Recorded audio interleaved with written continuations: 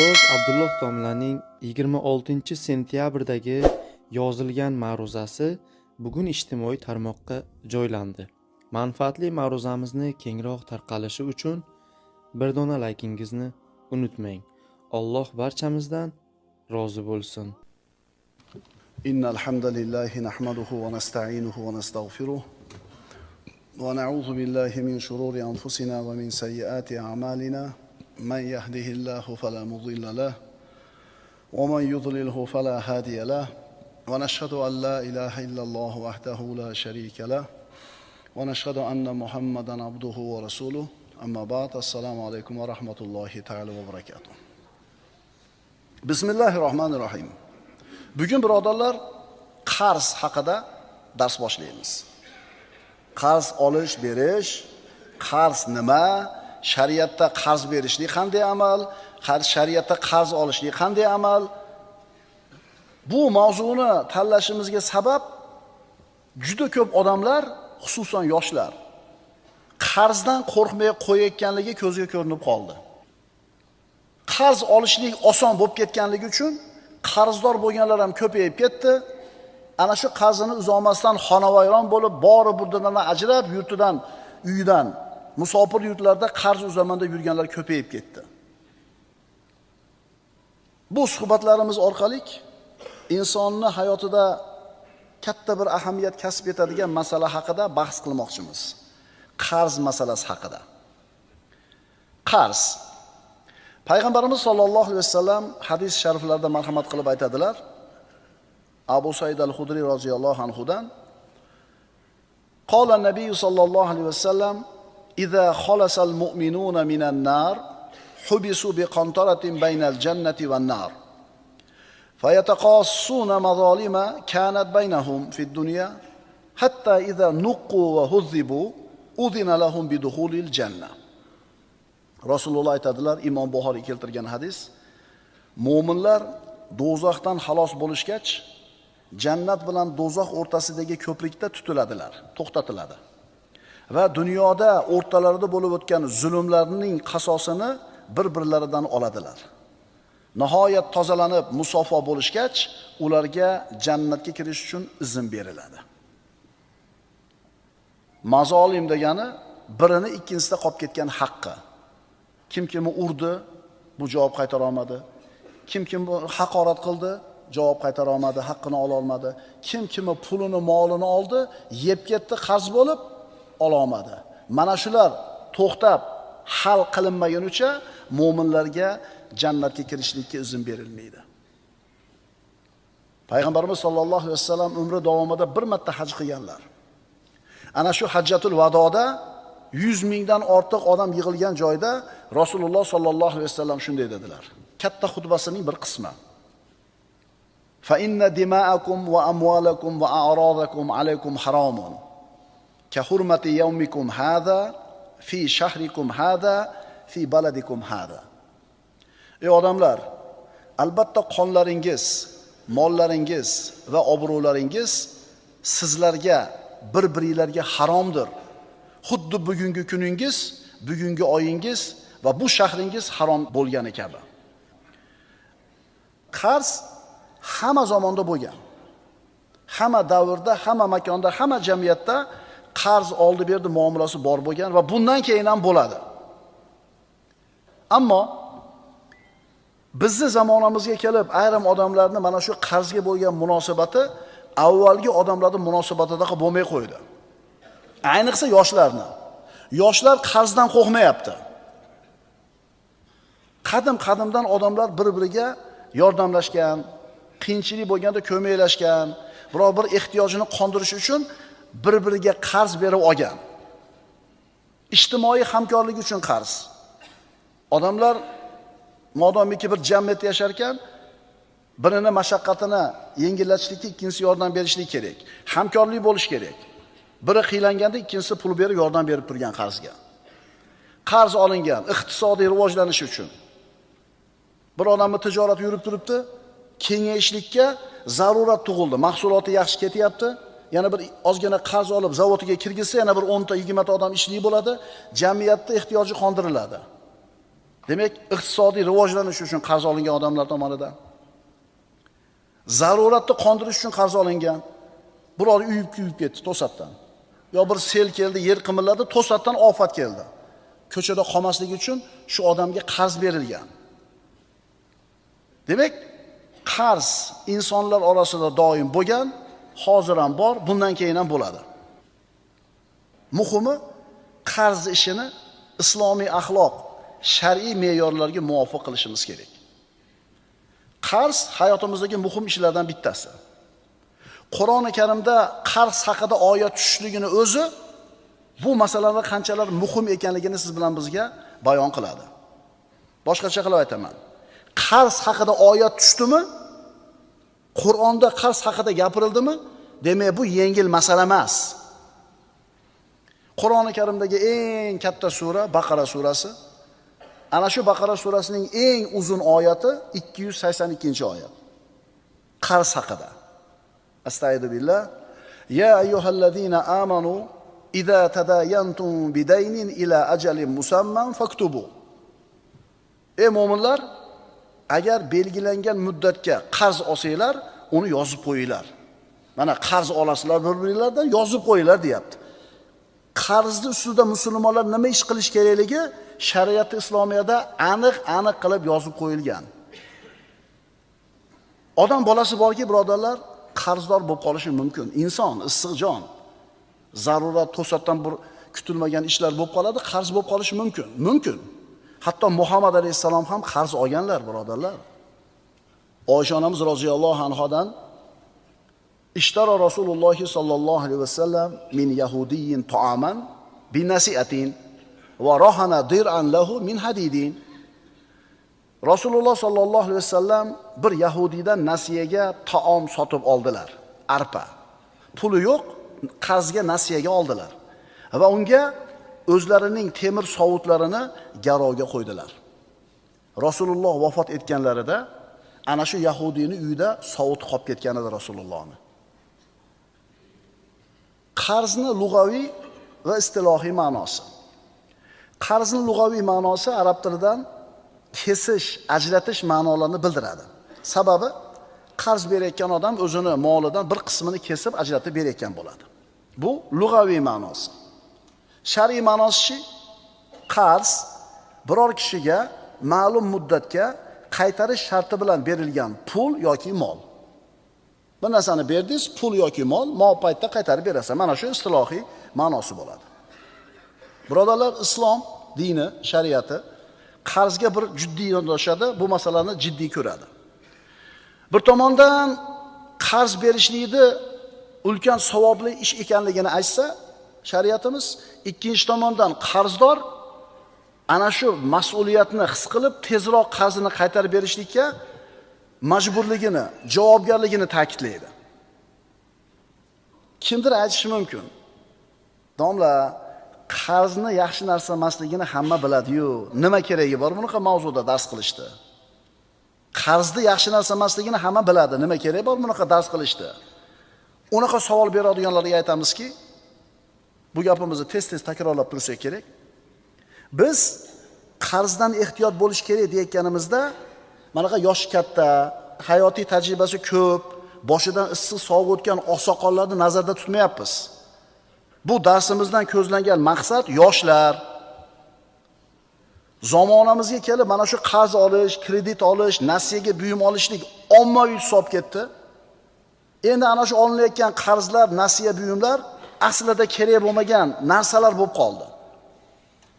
Telefon, mashina, konditsioner, mikrovalnovka zarurat emas. Ammo yoshlar orasida shu narsa ommaviy bo'lib ketdi. Tushunarligi, bu darslarda biz kimni maqsad qilyapmiz? Biz yoshlarni maqsad qildik mana shu darsimizda. Chunki yoshlarda dunyoga bo'lgan rag'bat kuchli bo'ladi. Hali boshidan issiq sovuq o'tmagan bo'ladi. Dunyoga, orzu-havasga, zeb-ziynatga xaris bo'ladi.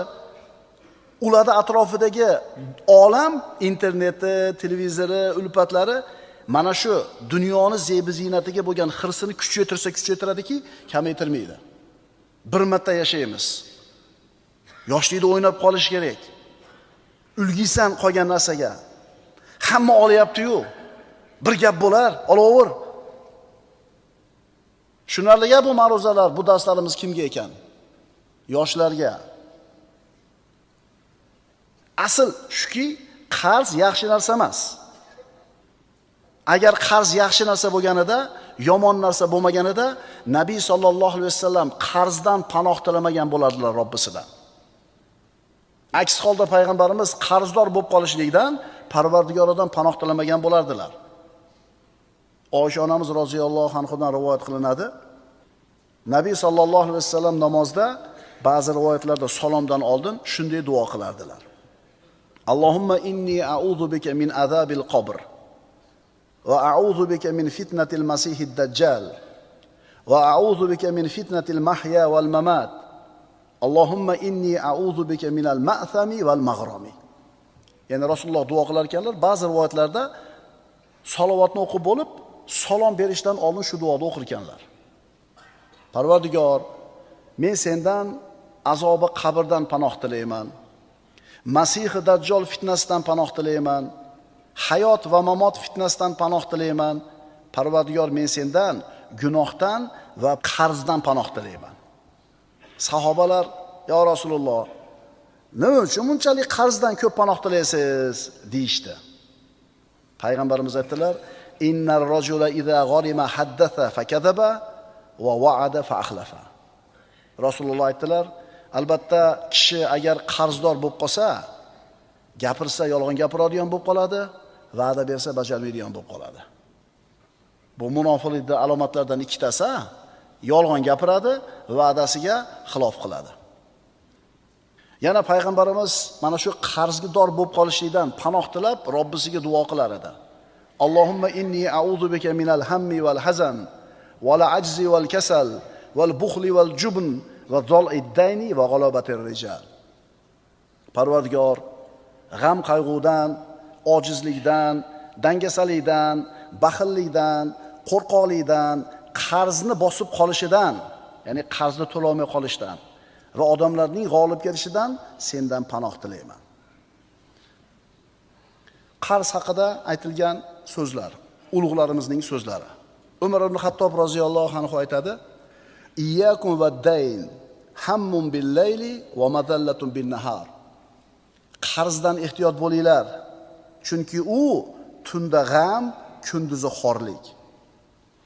Ali roziyallohu anhu aytadi: "Ad-daynu la yunamu lahu bil-layl va la yuhdau lahu bin-nahar." Qarzni deb tunda uxlanmaydi, kunduzi esa xotirjam bo'linmaydi. Abdulloh ibn Umar aytadi: "Li an amuta va laysa alayya daynun ahabbu ilayya min amuta va mali mithla Uhudin." Men zimmamda qarzim bo'lmasdan o'lishim meni Uhud tog'icha molim bo'lib turib o'lishimdan suyukliroq. Hasan Basri aytadi: "Law kana rajulun yamshi wa huwa madyunun lakanat rijlahu fil quyut." Qarzdor odam ko'chada yurgan bo'lsa ham oyog'i bilan, o'zi aslida oyoqlari bog'langan bo'ladi, deyapti. Buni haqiqatini o'sha yoshlar katta pulni olib, bo'yniga qarzni ilib, pachag'i chiqqandan keyin inay biladi.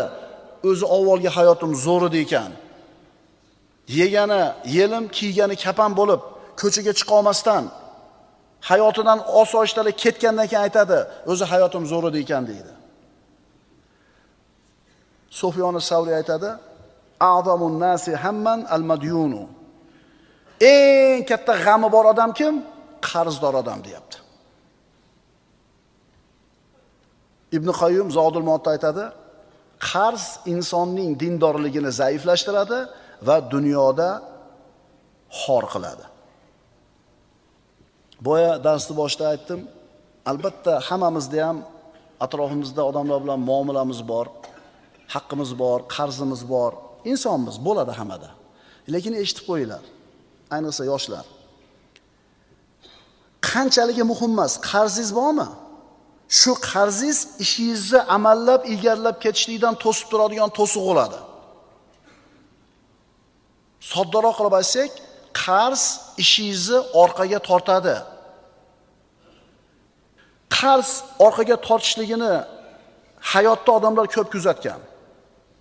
So'rab surishtirsangiz, ayrim odamlar o'sha ozmida ko'ppida qarzini uzganidan keyin ishi tezlaganligini, rivojlanganligini ko'rishgan. O'zi bor, berib qo'ya olasiz, bermaysiz-da. Tursin deysiz. Birodan $500 qarzingiz bor, palonchidan $300 qarzingiz bor, palonchidan $1000 qarzingiz bor. Yig'ishtirib kelsa 2000 ga bormaydi. Pulingiz bor. Kulyapsiz-a? Bor, uzib qo'ya olasiz, unga muhtojligingiz yo'q. Shu qarzni to'lab qo'ysiz, ko'chada qolmaysiz, bermaysiz. Bermayapsizmi? Ishingizni orqaga qolishini ko'ravering. Hayotda tajribada o'tkazilgan, sinalgan narsa, o'sha ozmida ko'ppida qarzini uzib bo'lganidan keyin ishlari oldiga yurgan odamlarda. Imom Shofiy aytadi: "Al-qardu qaniyatul layl." Qarz tungi uyqusizlikdir. Nimaga qarz ishni orqaga tortadi? Birinchidan ruhiy bosim. Qarzdor odam doim stress ostida yashaydi. Fikri, hayoli faqat qarzini uzish bo'ladi. Endi bunaqa kallasi band bo'lgan bosimdagi odamda yangi tijorat fikrlari, biznes ideyalari bo'lmaydi. Ikkinchidan moliyaviy cheklanish bor qarzdorda. Chunki qarzini uzishga ketadi puli. Ozgina pul topsa qarzga olib borib berish kerak. Yangi bir imkoniyatlar bo'lganda qo'lida sarmoyasi yo'q. Uchinchidan vaqtni quvvati ketadi.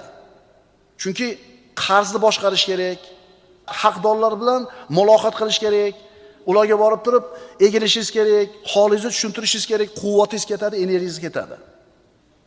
To'rtinchidan jamiyatdagi mavqeingiz orqaga ketadi. Qarzdor bo'lib qolganligingizni bilsa odamlar, sizga bo'lgan munosabati ijobiy tomonga o'zgarmaydi. Beshinchidan yangi imkoniyatlar boy beriladi. Yangi fikr chiqdi, yangi biznes taklif bo'ldi, lekin qarzingiz bor, qo'lingizda pulingiz yo'q, u ishga kirisha olmaysiz. Umar roziyallohu anhuning so'zini yana bir marta o'qib qo'yamiz. Iyyakum vaddayn hammun bil-layli va mazallatun bin-nahar. Qarzdan ehtiyot bo'linglar, chunki u tungi g'am, kunduzgi xorlikdir. Mana endi shu qarz haqida bizni zamonamizdagi ko'zga ko'ringan g'arblik sarmoyadorlarni ba'zilarini so'zlarini o'qib beraman. Finansistlardan. U aytadi: "Men ko'p odamlarning spirtli ichimliklardan ko'ra qarzdan ko'proq pul yo'qotganini ko'rdim. Qarz bu muvaffaqiyatga erishishingizga to'sqinlik qiluvchi vositadir. Men qarz olib yutuqqa erishganlarni ham ko'rdim, lekin qarz tufayli yutuqqa erishish emas, balki qarzdan xoli bo'lib turib yutuqqa erishish haqiqiy barqarorlik va xavfsizlikni ta'minlaydi." Yomon qarz, shu zamonamizdagi ko'zga ko'ringan iqtisodchilardan bittasining gapi. Yomon qarz bu sizni cho'ntagingizdagi pulni chiqaradigan qarz, yaxshi qarz esa sizni cho'ntagingizga pul soladigan qarz. Qarz ikki xil bo'lyapti. Yaxshi qarz, yomon qarz. Yaxshi qarz cho'ntagingizga pul soladi, yomon qarz cho'ntagingizdan pulni chiqaradi. Yaxshi qarz qanaqa qarz? Zavodingiz bor, fabrikangiz bor, ishingiz yaxshi ketyapti. Mahsulotingizga talab kuchaydi, lekin imkoniyatingiz ozlik qilyapti, bir 10 ta stanok olish kerak. 10 ta stanok olsangiz, yana bir 20 ta odamni ishga olasiz, elni ehtiyojini qondirasiz, yana pul keladi. Demak, bu yaxshi qarz. Ishingizni rivojlanishiga sabab bo'ladigan qarz. Cho'ntagingizga pul soladigan qarz ekan, yaxshi qarz. Ikkinchisi nima bu? Yomon qarz. Sizni cho'ntagingizdan pulni chiqaradigan, ortiqcha orzu-havasga sarflanadigan qarz. Bizda qaysinisi ko'proq olinadi? Yana aytiladi, qarz bu sizni kelajagingizdan bugunga pul olish. أقول قولي هذا وأستغفر الله لي ولكم إن الله وملائكته يصلون على النبي يا أيها الذين آمنوا صلوا عليه وسلموا تسليما والسلام عليكم ورحمة الله وبركاته.